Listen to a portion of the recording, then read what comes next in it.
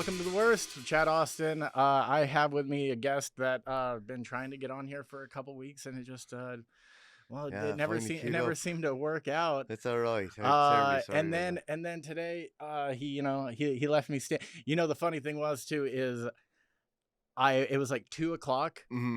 No, sorry, no, it was 1 o'clock, and I was like 15 minutes away from leaving my house.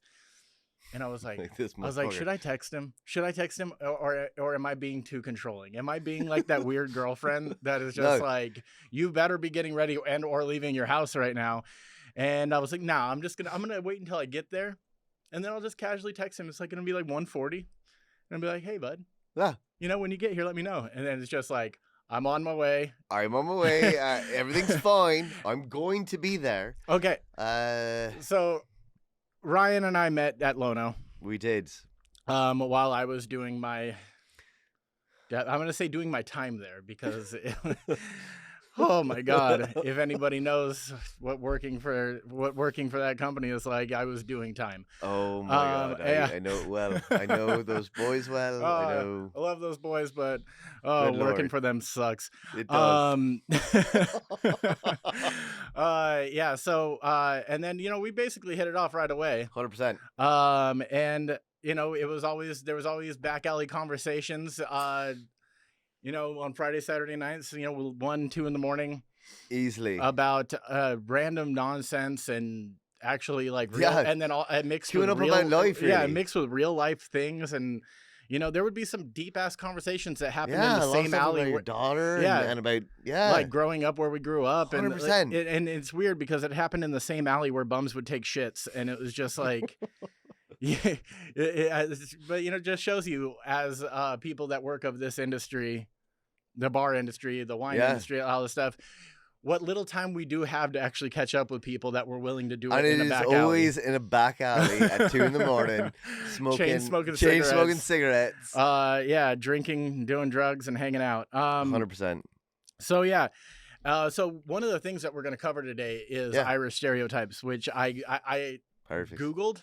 And I just took the top 10. I can't wait to hear them. And let me tell you one of the things right now. One of the things that I will say is absolutely debunked is the luck of the Irish, because you were stuck in traffic for like a fucking hour today, dude. No, I'm going to debunk that too, because there are times that I feel that it works in my favor. But people just are like, oh, you're Irish, you must be lucky. I'm like, no.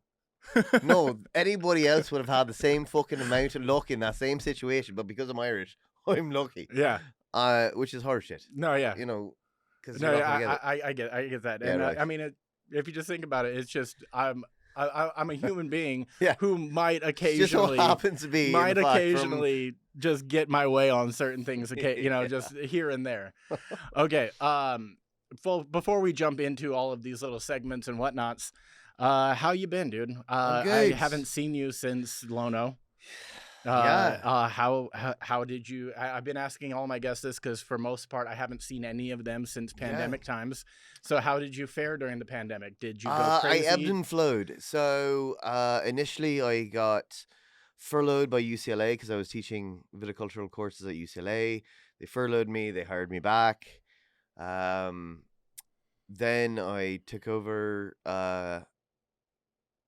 I'm actually kind of unsure when the last time we talked, but I started working for like John and Vinny's, Petit Trois, Son of a Gun, and I'm the beverage director for all their bars and all their restaurants. So I'm overlooking Son of a Gun, Petit Trois, Animal, and I've been doing that for a little while and having a great time with that. They've been keeping me busy because they fired everybody during the fucking pandemic. I was gonna say, and that's a lot of space to cover. Like it was. It was more space than I anticipated.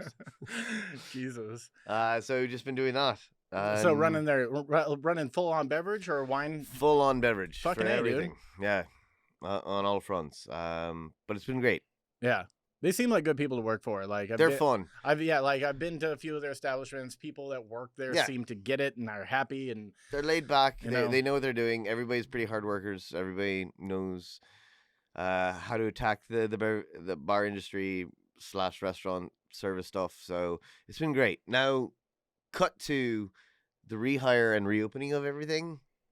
Fucking nightmare. absolutely the worst time of my existence in restaurants. Oh, God damn it. I mean, Could not be any worse. I'm having like PTSD fucking straight up like dreams of just the shit that we've been going through. Like, I work at a restaurant that is insanely fast paced and busy. Yeah. I mean, I mean, like, I'm talking just in to-go orders. We probably clock around 80 to 100 grand a weekend. 100%. Just in to-go orders. And now we have full dining on the inside. Yeah. Like, it's a beast. And not only that, you're dealing with everybody that just recently got hired. They're within their first 2 weeks to a month into the scenario. If we even found people that wanted to get hired. Yeah. Because for the most part, people don't show up for interviews. Yeah. Or they get there and they'll be like, well, I didn't know it was going to be like this. I'm just not really comfortable with seeing this many people. Fucking worse. And I'm just like, yeah, dude, being off for a year made us socially retarded. Oh yeah. And no one, like, I mean, granted, the first day, like, what was it? May 19th, when we were allowed to have people back inside and people actually sit at the bar. The moment we opened the doors, some dude walked in, sat right down at the bar, and I stood there for a second. I was like, do I go up and talk cover my mouth? Do I just let him use that QR code thing? Does he want me to talk to him? I mean, he sat at the bar. I mean, I had this whole conversation in my head before I walked over there, and I was like, hey, what's up? And the guy was just like, finally. And I was like, oh, sick. You want to talk to me? I literally have been waiting for this shit. I've looked at my phone. Says I can do this. Am I good to go? So, yeah, man, it's, definitely been wild ever since things have started to kick back into gear. And now they're talking about this whole like Delta variant shit. And they're just like, oh, maybe you should put a mask back on. I literally just got done talking about this. I was like, go fuck yourself. Like, I don't want to put it back on. I don't want to put it back on. I don't want to put it back on. They're like, it's not a mandate yet, but maybe you should. I'm like, no, I'm not fucking. No, in fact, 2 weeks ago, I straight up took my mask off and I'm like, I'm not wearing it. And they're like, all right, well, you can go home for the night. And I was like, really? I'm vaccinated and everything. You're going to send me home. Me. One of the biggest people in your company. You're going to go ahead and send home tonight. They're like, yeah, Ryan, I think you need to go home. I'm like, fair play. Within an hour of me leaving the restaurant, they called me back and were like, hey, can you come back? We've talked about this. So I'm literally coming back and I'm like, all right, you know that I don't have to wear it and I don't want, I'm choosing not to. Yeah, no, absolutely. I mean, we were really just like every day looking at like the guidelines. It's like, oh, employee stuff to keep it on place. And like, my company followed it to a T. And then it was finally, I remember I was standing there. I just worked the morning shift. We were transferring into the night.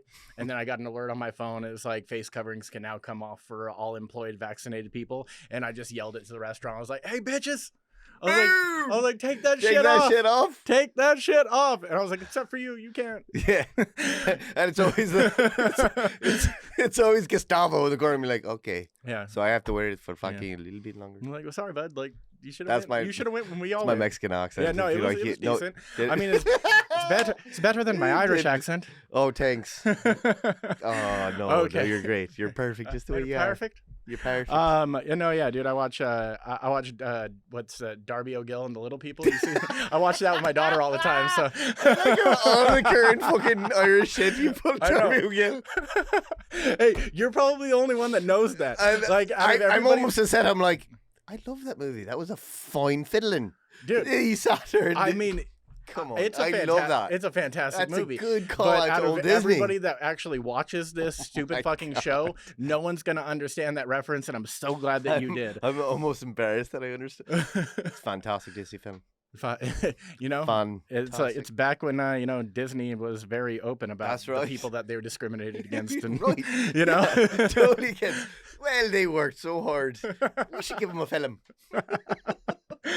Oh my God. Okay, so one thing that we're going to get into is the Irish stereotypes. Now, I didn't do much research on this. I pulled these off of the Google you pretty homepage. Much can just like think about it. Well, yeah, exactly. But there was a couple in here that I was like, oh, really? Well, let's check this out. Okay. All right. I want to hear these. Actually, I'm kind of curious. Number 1, and just debunk all these for me if it's necessary. Loves to fight. Now, you don't seem like much of a fighter to me. But unless it's verbal. Because I could see you. I could see No, you. I was a pretty big scrapper. You so were? I've been in a lot of fights. I like this. Actually, Okay. so I've just met you in your older tamer age, huh? Yeah. So when I first came to America, I already have two. I've been arrested quite a many times actually for getting in fights. Unfortunately. Even at Vinotech, when I owned Vinotech, I dragged two people out of my wine bar, beat them in front of Umbrella Company, and yelled at who's the bouncer that was right in front of Lono for the older guy? Oh my god, dude! Why can't I remember his name right now? Had the girlfriend that he was so passionate about. Yeah. God damn it, older dude. guy though. Yeah, no, but I know who you're talking about. But yeah. So I looked over at him. I'm like beating these two boys, and looked over and was like, "Little help," and he was like, "Nah, man, you got it." That sounds exactly like him too. I'd just be like, "All right, fine." I grew up in a very kind of scrappy. In Ireland, we didn't have guns. We didn't have ways. Yeah. I was always smaller than a lot of my friends, so I always felt like I had to prove myself to them in a lot of times. Okay. And it was a very aggro kind of environment, especially in Cork, where I'm from. Going to pubs and stuff like that around there was like part of the kinship. Was like you have a go of it. Like even our games were fairly aggro. Like there was a game called Moosehead where you get a pitcher of beer, and those plastic pitchers of beer that you always get at anywhere. First one to finish it, like you pick someone off the table and you break the handle over their head to go Moosehead. And so whoever gets hit fairly hard. Yeah. Oh yeah, because you have to break. Because you have to break the handle off. Yeah. And that pisses a few people off. So there's always a couple of fights. I'm sure. No, I grew up fighting a lot. I've tried to step back from it because in America I got in trouble fairly quickly, and I had a couple of assault charges. No, yeah, it definitely happens. No, I think fighting comes not necessarily the connotation of the people, but like I just think that people in Ireland are the nicest people in the world until you push them to a certain level, and I think that there's always kind of a leeway with the Irish in the sense that they're always ready to go the distance. Even the girls. No, yeah. Girls will hit you before the No, dude, some of the scrappiest people I met were Irish girls. Like... Yeah, we're just a scrappy culture. No, yeah. I tried to step back from it in a couple of years because I'm a sommelier and I run restaurants now. Well, but yeah, there's always... Here's your wine, sir. Yeah. Here's your wine, sir. I'm going to beat you over the head with a bottle later. I will straight up break that shit over your face. Yeah, it was just kind of one of those things where I was very much in my youth. I've tried to step back from it now. But yeah, I think it's part of the culture. I would say the fighting Irish is not something to debunk. I think stereotype one, proven. Okay. Well, I mean, the next one, alcoholics. I want to debunk this. I hate that I'm trying to debunk this. All right. Pub culture is inherent in Ireland. Like when I was 14, that's where you went after school. It's where you met your family. It's where you're 14. Oh yeah, nice. It's where you went and got your schoolwork done. And fuck yeah, dude. And so at 14, you'd go have a pint. You'd go meet up your friends. You'd wait for your parents to get off work. That's where your parents would meet you. They'd take you home for dinner, and then the younger crowd would go back out. Yes, we were drunks, but it's fucking cold in Ireland. There's not a lot to do pretty much anywhere.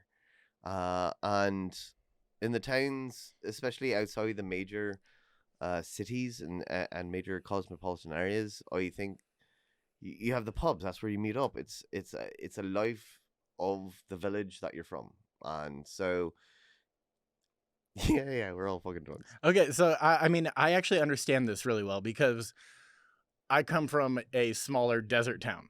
Yeah. Where are you from? Palm Springs area, but it's La Quinta and Bermuda Dunes and Indio, where growing up there is nothing to fucking do. So 100%. What we did was we went out into the middle of the desert and we did drugs and we drank.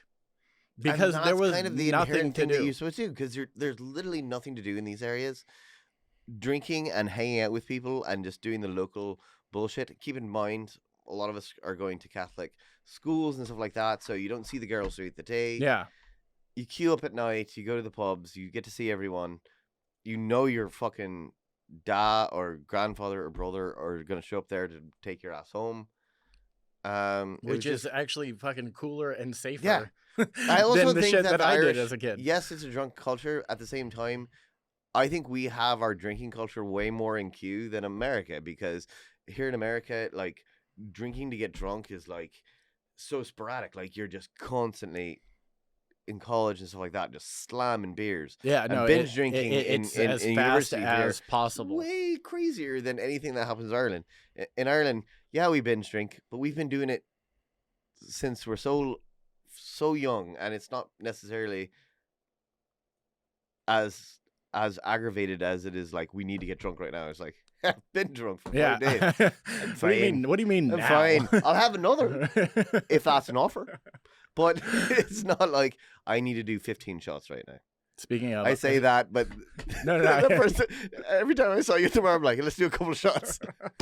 Every single time. Every time I see you. Line them up. And then you'd be like, I'm going to go say hi to everybody. I'm going to be right back. Line them up again. I'm like, yeah, all right. Let's do that. Okay. Yeah. We're doing that. I had to queue up, though. Speaking of Irish and alcohol, I don't know if you saw this, but yesterday I was scrolling Instagram and I saw an advertisement for a new Guinness beer. It's called Tiki Lager. Yeah, I saw that coming. I've seen that with the IPA. That everything that Guinness is being like, oh, all right, we forgot about all these other beers that everybody's doing. Yeah, we should make some. I mean, but I don't know how I feel about it. I think you should just, like, if you're so well known for one thing. Yeah, stop making coconut when you're fucking in Ireland. Yeah, you don't need to make a coconut. You don't need the coconut mango pineapple combination. It's it's cool, man. Like, we get it. Like, you make a good. To be fair, dinner beer. To be fair, Paddy's Irish whiskey, my family's whiskey, started making those bullshit things to queue up. And when I saw the beeswax whiskey or knew the Irish Fireball version of our whiskeys, I was like, you gotta be shitting me. Yeah. I got that shit on my doorstep one day, and I sent it. I straight up sent it back, "Fuck you," and sent it back to the distillery. I was not as welcome. That's fantastic. Okay, the next one, I know is not true because I've met many Irish people, and you're not all gingers. I was when I was little. Yeah, I was a redhead when I was born, but I got darker when I was older. My sister is fairly blonde, but she was fairly ginger when she was little. No, I don't think it's absolutely not a thing. There's a lot. I think somebody told me it was like 15% of the Irish culture. When I dug into it, it was 10%. Is 10%? Yeah. Because I actually looked into that one. I was like, this one's not fucking true, and I really need to see. Because I also think there's a fairly big Jewish section of redheads that I've actually met, which is I didn't anticipate as well. So no, yeah. So I mean, that one. As soon as I saw it, I was like, bullshit. Okay. This one I was curious about because I didn't know anything about it. Do all Irish people hate the British? Depends on where you're from. From where you're from, do you? Oh yeah. I grew up with a deep hate for the English without having precedent for it. So I thought I hated the English, but then I went to uni out there. Okay. So, yeah. I mean, there is an angst that is still tangible there. I don't think it's what it was when I was younger. Like in the 80s and early 90s, it was like you could tell. Like, people just had a go with everything, and especially in the South. My mother got a job though in Belfast though, so we moved up to like the English colonies when I was younger. I lived in Belfast for a short time, and there is a stigma of things where a lot of people would tell you like to get off the curb, like don't walk in front of my pub, or there's still like a hate and an angst, especially with the older lot that had to go through things that we never had to go through. Okay. I didn't really understand it because I was fairly sheltered in my family growing up, but no, it's still it is still a thing, and even though the IRA shook the hand of the Queen and all that stuff's kind of past us and Brexit's kind of interlay right now. No, I still think it's I still think it's something. Yeah. Ireland wants to be separate from England. Okay. The North, being the Protestants that they are, have less of a problem with it, but there is still a thing crossing that border today. Okay. And so, yeah, I think it is probably not as big of a thing as it was a long time ago, but yeah, it's still there. All right. So we all hate the fucking British. Yeah, all right. Fuck the Brits. Fuck you guys. Limey bastards. Okay. This one. Upturn your nose for a fucking reason, you fucking bastard. This one, I when I read it, I was like, what? Okay. Yeah. And please just let me know if I don't have to have the puzzled look on my face. Irish people are obsessed with the weather. Is this a thing? I don't think it's. Because I mean, right. I can understand that statement only because Irish people. If you guys have ever seen an episode of Father Ted, it's that same thing where somebody looks out the window, it's storming rain, and they're like, "Fine weather outside today." It's just this thing where it's kind of the bullshit terminology where you're always talking about the weather and finding what is happening, even though it's the same fucking weather that it is here in California. Yeah. It's just fucking overcast constantly. You might get a few days of suns, but you're generally surprised with a few days of suns. So every time you meet with somebody, you're like, "Yes, the sun." And it was like, fucking sun. And you're like, "Fine day." And so, is it we're obsessed with weather? More we're just shocked. More just like we're like, thank God you see the fucking sun for 5 minutes. It's like the people that live in like Seattle and Portland, and they're and you know, half of them are suicidal because they never see the sun. Oh yeah, 100%. So you're like, dear God, I'm going for a walk. And then you get rained on halfway through the rocket, and you start talking about how it rained. Yeah. I can see that. Okay. I mean, this one has been around. I mean, I remember this one from when I was a child. Okay. All you guys eat is potatoes.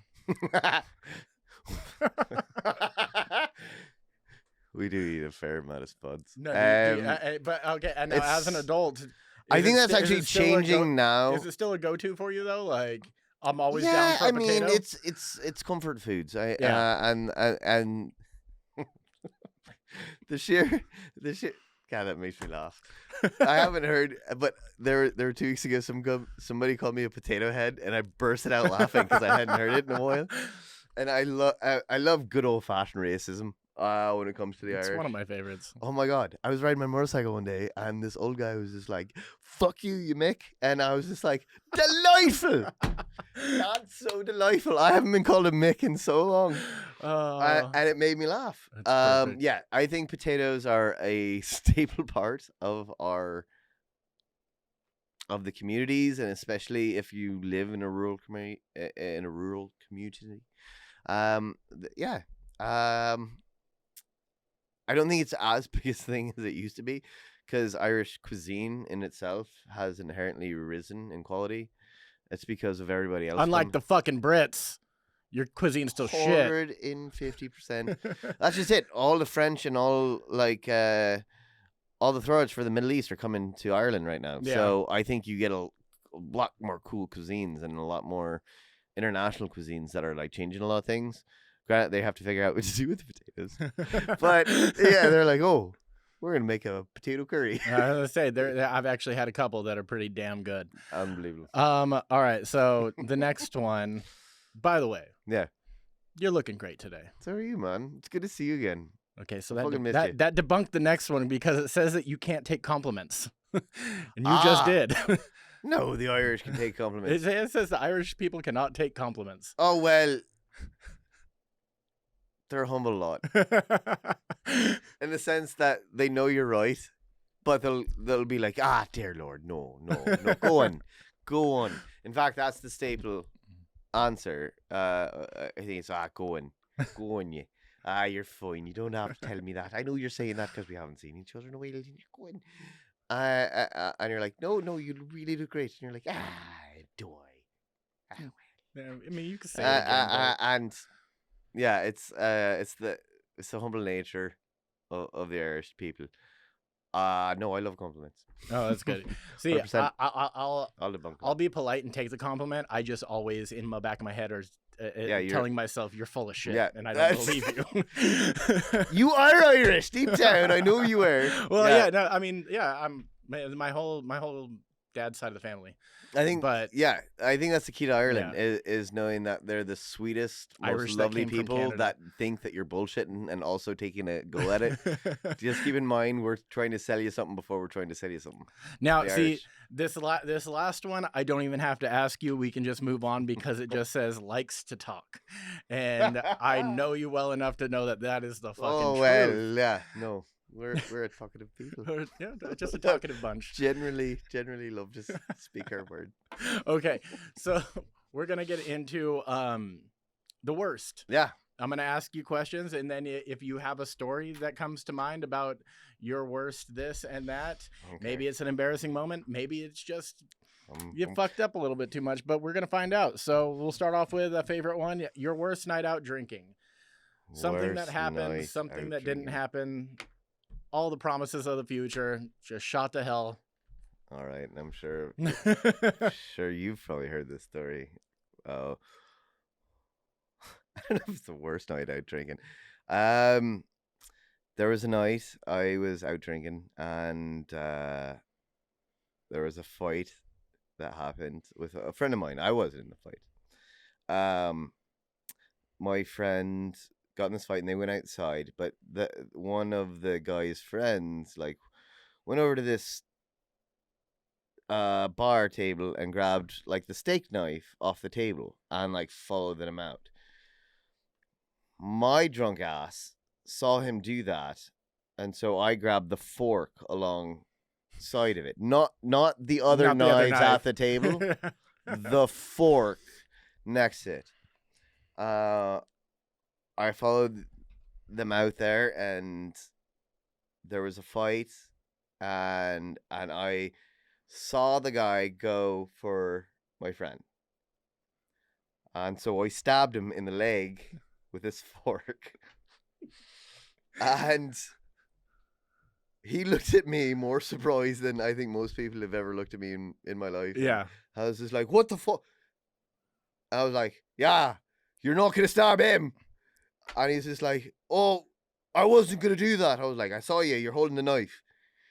And at that time, he throws the knife away. He's like, I'm going to fucking sue you. And all. Keep in mind, this is my first 6 months in America. Yeah. And I'm generally surprised that he's upset.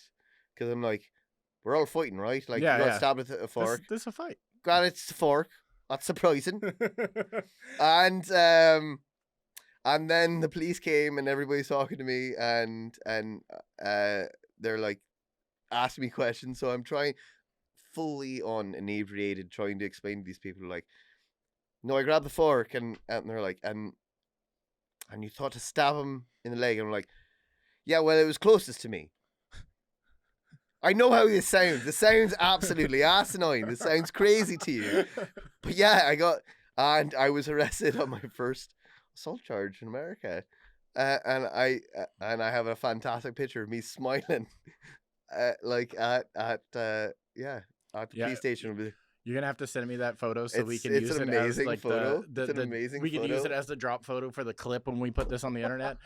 That was literally my first 6 months in America. That's fantastic. So did you stab him deep enough for it to stick out of his leg? Oh yeah. Yeah. He couldn't get it out. Okay, good. And I mean, if you're gonna stab somebody with a fork, make it count. Another thing is, somebody stabs you with something, pull it out. Yeah. This guy sat there with it sticking out his leg for a good half an hour. I'm like, just pull it out. I'm even looking at other friends. I'm like, you can literally. It's not that deep. Yeah, it's like an inch. And this guy's like, out.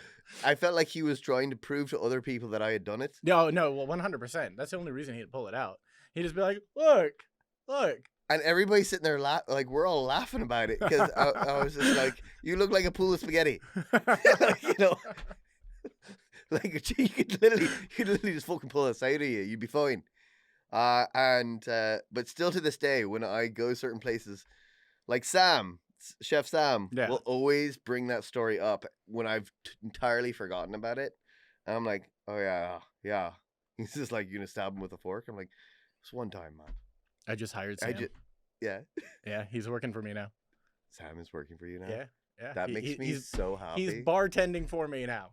That makes me so so you need to come. So you need to come in and see us. Oh, I 100% will. Yeah, because Sam's behind the bar with me. He'll be there tonight, tomorrow, and Saturday. Okay, I'm straight up. I might just come tonight to like surprise you guys. Yeah, no, yeah. He'll be there tonight. He's actually on his second day of training right now. That's so amazing. So amazing. Okay, so next one. All right. Least favorite drug and worst experience on that drug. Oh my God. Least favorite drug. All right. Now that's just to say that you're not a good Catholic boy who tried a bunch of drugs, but No, I'm not trying to put that on. God damn it! You know where I'm gonna go with it. I'm going.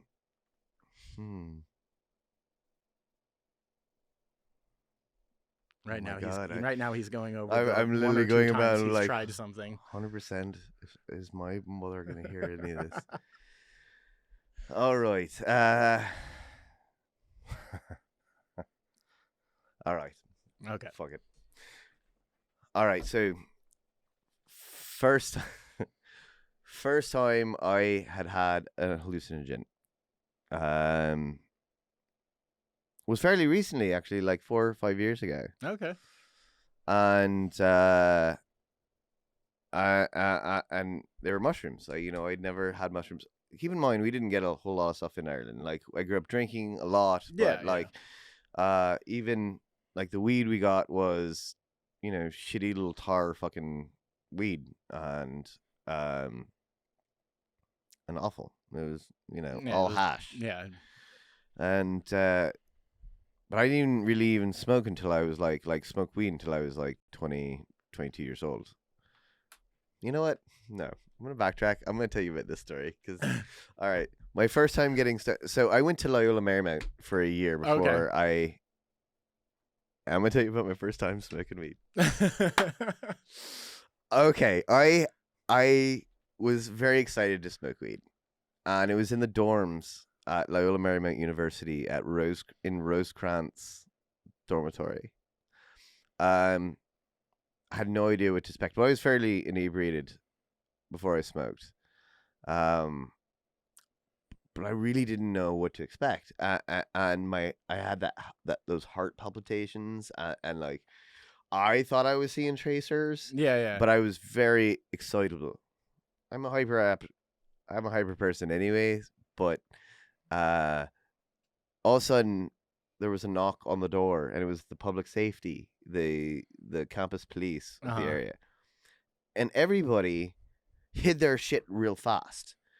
Well, Ryan, I jumped behind their cupboards, or the freestanding like cabinets. Yeah, the cabinets. Yeah. So I jumped behind that and was like straight up, like put my arms against my chest and like and so public safety comes, like, everybody out, we need to search the room. Well, I'm behind the cabinet. Yeah. And I'm like, I'm not moving. And you can see this guy's flashlight kind of beaming around the entire room, and straight up, like, you see him going under the carpet, and all of a sudden he like lands on my feet, and he goes, "Well, motherfucker," and follows the feet up. I'm like, and straight up from behind the cabinets, you just hear me be like, "I'm stoned." I'm so sorry. I'm so sorry. I'm back here. I'm not sure I can get back out. And he goes, "What the fuck?" Because clearly I'm the only one he's heard with an Irish accent scream, "I'm stoned." Yeah, no, definitely caught him off guard a little bit. So I come outside, and they sit us all down, and I'm like, "I'm so thirsty." And my friend's like, "Shut the fuck up, Ryan." I'm like, "I know, but do they offer water? Just like, if they can give me some water, my mouth is so I'd be dry. great. My mouth is so dry." They're like, "Shut the fuck up, dude." I'm like, "It's because I was smoking pot." And they're just giving me shit the entire worst time of my life. they took us into their like little police station called the police, and straight up I was sitting with my friends. They're like, yeah, I mean there's weed at the place. I was like, I smoked weed and it was great. There was so much weed there, and I had it in this big thing. You sucked it through this giant tube. It's fantastic, sir. And people are like, Ryan. I'm like, yeah. It just turned into truth serum for you. Straight up just told everybody. Hey, man, everybody. I was so excited. This is how you have a great time. It was awful. There's this big tube. There's all this weed. I did so much of it. There was so much to be had. Now, with it being your first time smoking, when you were with the people you were smoking with, were you honest with them about it being your first time? No. Yeah. Everybody knew. Okay. And it was like everybody collectively got together to smoke me out.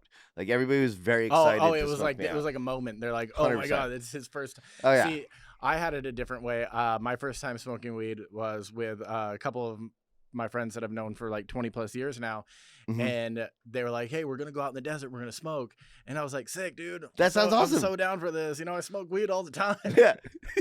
And then we're standing out there and then they hand me a bong and I'm like, and they're like, you know, you light it and then you just pull the bowl out. And I was everybody did it for me. And I was like, oh yeah, like this is just, I've never used one like this before. You're right. This is a special one. Yeah, it's new. No, dude, this is a cool piece, man. Never touched one like this. Cool and then I'm like trying to do it, and then finally my homie just realizes like, oh no, he's lying to us, and he's like, here, let me do this for you. He lights it. Isn't it great that your friends see through your bullshit at those stages? And he lights it. And he's like, just tap the bong when you want to, release the carb. And I was like, and then he pulls the bowl out, and I was like, oh, that's how it's done. And I was like, all right, for sure. You know, like, thanks for not giving me shit about this. Appreciate it. Thanks for being really sweet, man. Okay. Next one. Worst thing about where you grew up. Ooh. So I grew up in a town called Glasheen, which is just outside of Cork City, and it's a small town, and so there everybody knew exactly what you were doing or where you were at any given moment. Worst thing I would think is you couldn't get away with fuck all, and if you're trying to be like a rebel, like trying to be an Irish punk in the late 80s, early 1990s, it was like I was trying to be. I wanted to be Shane McGowan. Like I wanted to, I wanted to throw some shit in the fire. Yeah, I'm gonna cause a ruckus. I'm gonna cause a ruckus. So like, if you did something stupid, like we stole one of my friend's mom's cars, and we're joyriding around in the pastures, and we're trying to generally hit cows. Just tap them, not kill them. Tap. But I thought, we were to the point where you're 14 or 15. I was like, well, if you spin just right, you just give them a knock. It made sense at the time. It made a lot more sense at the time. But you're in the middle of nowhere, like and if somebody knew that you did something, it was going to be found out, and it was going to be not found out by just your parents, but everybody in the town was going to find out, and everybody had like a sense about it. So like you'd go to the pub the next day to like after school to have a pint, and the bartender's like, fuck all, I'm not giving you a pint today. You fucked up. Yeah, I'm like, I'm pumped. Your mom told me. So I'm punished by you as well. Yeah. And it was like one of those things. It's like, you can't get away with it. It was Marcy's car, Ryan. She just got the car 6 months ago. And you're like, who's Marcy? Remember, the whole town had a celebration. Darcy's mum. Yeah, it was just one of those things. I think that was the worst thing about where I grew up was everybody knew everything. Everyone knew everyone's business. Everyone knew everything. And it's the Irish, so they're awful. How much time we got left? Cool. All right. So next one, worst sexual experience. Where's that good embarrassing story? All right. Oh, which one? I mean, for me, it's my entire career. But worst sexual experience. Okay. All right. I got one. All right. I was a junior at Oxford University, and I had my own little flat in town, and I just met a girl that was gotten into the same college that I had been at Oxford. And it was fairly hard to get in Oxford, so it was like an area where they were all nerds that got into there. Okay. And she was super pretty for the other people that had gotten into the university. So everybody thought she was really hot. And we went out one night drinking with a lot of people, and she came back to my flat, and we had hooked up, but she was really inebriated. And I was trying to be the good guy, you know? So I was like, I put her on the couch, and I put like a bucket next to her, and like, you know, if you have to go get sick, you can just get sick. And the thing, I'm going to sleep right next to you in case you need anything. 3 o'clock in the morning, she like slinks down and we started to hook up, and then she stands up and disappears for a few minutes. And I'm like, all right, come back. You know, she went to the restroom. Yeah. She did not go to the restroom. She just walked above me. We're all laying on the floor. She walked above me, pulled her pants down, and started peeing right above me on the carpet. Like just popped a squat. And I thought I was imagining it because I was like half asleep. So I stood up and walked and flipped the lights on, and she's just straight up, and she looks at me and goes, shh. I'm like, no, what? No, I'm not going to quiet down. Like you're pissing on the carpet. I have to clean that up. And she goes, Ryan, you're fucked up. I'm like, yeah, I know, but you're, you know what? Are you still going to this point where it's like a giant thing on this rug? And I'm like, okay. And she stands back up, pulls her pants up.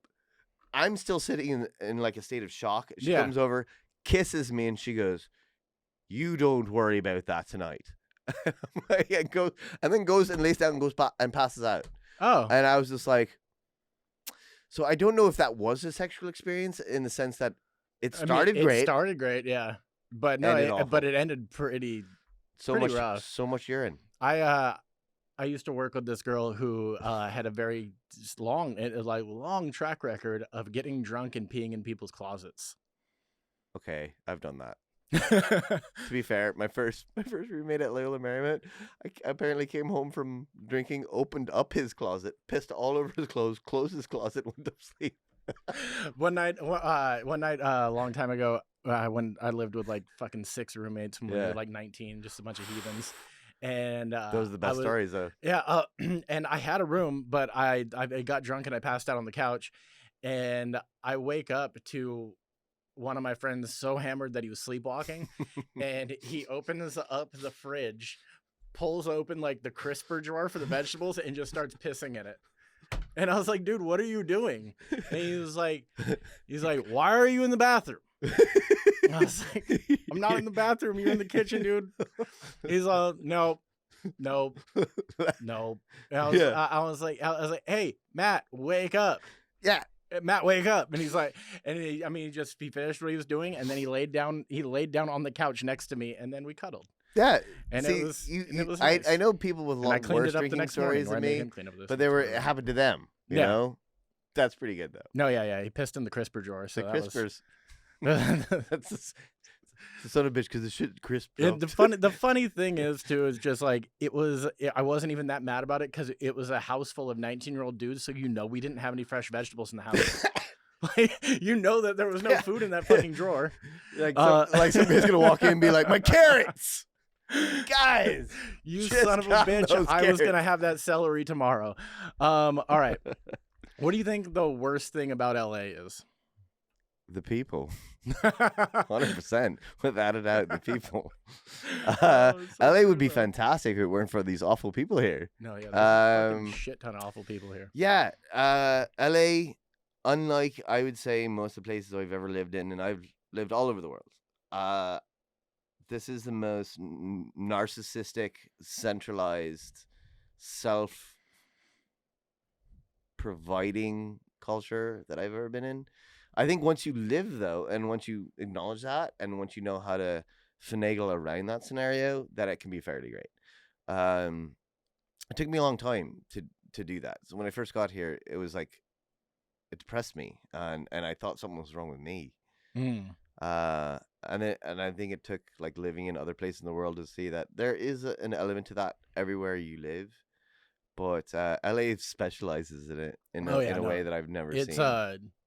It's like it's just known for it. It is part of like, the culture. And dude, I mean, like the self promotion and narcissism and Instagram stuff, like, I mean, sure, I'm guilty of it right now, but also like there's points of it where I see it and I freeze. Like, okay, so the other day I work at a barbecue restaurant, right? There was these two like quote unquote hot girls there, and I kid you not, spent 15 minutes at their table taking selfies, like eating like spoonfuls of baked beans. Like, how are you making that hot? Yeah, like, how are you trying to make that hot? Like, what? And they have like 17,000 people that are watching them eat those beans. Yeah. And it's wild. It is, and they get paid for that. Oh, if I could have gotten paid for that at 17, done, dude. I would have so been. Okay, so what's the worst thing about America? Because you're the first non-American I've had on this show. Worst thing about America, outsider's perspective, somebody that didn't grow up here. Worst thing about America. I mean, you don't have to pinpoint it if there's just like one. Well, I think there. You know what? The feeling that you guys are the end all be all of the earth, of everything that matters in the earth. I think that everybody's like, well, I think that America thinks that, but you legitimately, I think that America often says it's the best country, and they're always, America's the best, fuck yeah. But there is an inherent level of the denouncing of other people in other countries that I've never seen before, because in Europe you feel inclusive in a larger community. In America, your larger community are just the other states. Yeah. So it's just other people feeding into the fact that America is the greatest place on earth. It is a fantastic place. Don't get me wrong.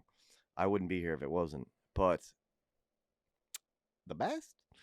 I don't know. I think it's great. I think it's one of many wonderful countries on earth. I think like anyone else, we have our own problems here, and I want America to be great. But for us to think that the end stops in America, that's ignorance. And I think ignorance on the level of a worldly international people, I think we separate ourselves too much here. We think we're above it, and that is absolute ignorance to me, and that's insulting to the rest of the world. So that's, I think, the biggest problem that I have with it. All right, so I'm going to title this episode "Ryan Hates America." Okay, so all right, well, so it came through. That's good. So no, the last thing we're gonna do is a little speed round called "Are You the Worst?" where I'm gonna ask you a series of questions. You're just gonna give me yes or no answers, and at the end, we're gonna decide if you're the worst or not. Have you ever stolen from your parents? Yes. Have you ever cheated on someone? Yes. Have you ever lied to a girlfriend? Yes. Have you ever been a bully? No. Have you ever worn Crocs? No. All right. So, are we good on time? Is that about Crocs it? threw me, though. I mean, these are personal preferences, but I've never worn Crocs. Thank you for joining me. I appreciate it. Thank you so much, man. Ryan, so good to see you. Ryan is a dear friend and a sommelier and beverage director for a great restaurant group, and you should go check out his shit and maybe get a bottle of wine from him. Yeah. Or come by Bledsoe's, because he's gonna be hanging out there a lot more. I will definitely be there so much more. Once again, thank you for coming on. Love you, Chad. This has been The Worst.